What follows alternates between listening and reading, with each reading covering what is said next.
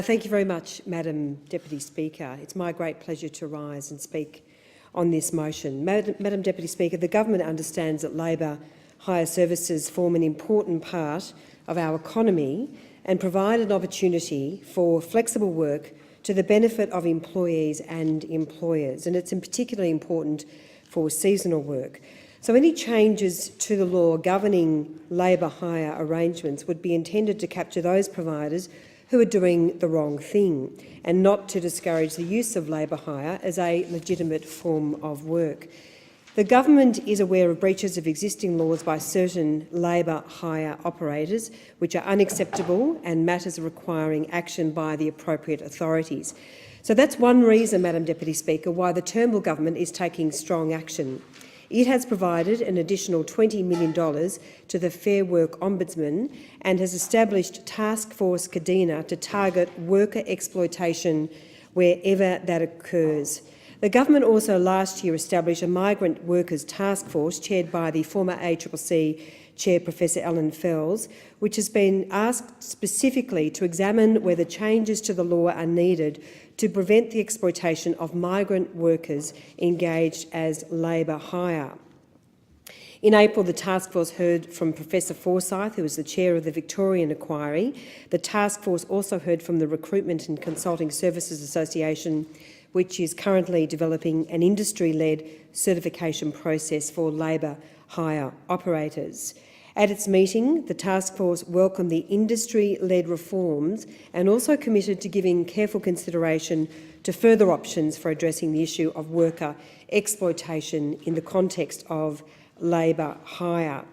Labour hire operators, and this is an important point to reiterate, Madam Deputy Speaker, are subject to the same laws as any employer, and the government is also protecting workers by strengthening their protections in workplace laws. And one of the very profound ways in which we are taking action, Madam Deputy Speaker, in contrast to those opposite, to the members of the opposition, which took no action, is our Protecting Vulnerable Workers Bill, which is currently before the Parliament. The bill increases penalties for underpayment. It tackles some of the incredibly shocking exploitation we've seen by the likes of 7-Eleven. It gives the Fair Work Ombudsman investigative powers similar to corporate regulators, and it holds head offices like 7-Eleven, responsible for underpayments if their network of franchisees is complicit or they turn a blind eye. And we've seen an example in Geelong, Madam Deputy Speaker, where a young man was working for 7-Eleven. He was being paid properly on the books, and yet he was being forced to make cashbacks.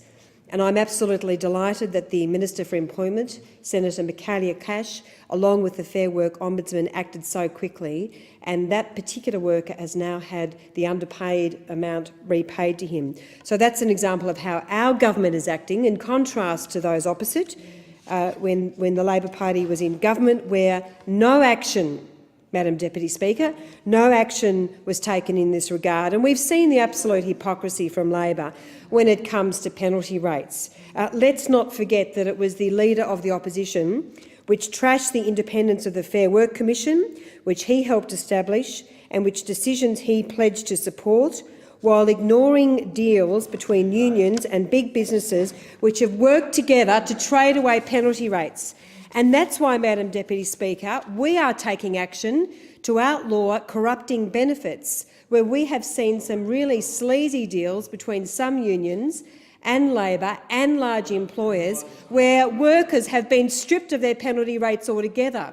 Workers and employers like Woolworths, like Coles, like KFC, like McDonald's. We've also seen under the Labor Party a system where labour hire agreements supported the importation of workers under 457 agreements working in places like McDonald's, when young Australian workers were denied the opportunity to do that work. So we have seen absolute hypocrisy from Labor on this issue. We are very proud to be standing up for workers who've been exploited in the workplace. through, of course, the Protecting Vulnerable Workers Bill and, of course, through the Corrupting Benefits Bill, which is an example of what happens when Labor is in power. It's an example of the sleazy deals being done and all those young workers across Australia who've lost their penalty rates. So I condemn this motion and I say hear, hear to the Turnbull government, which is taking strong action protecting workers.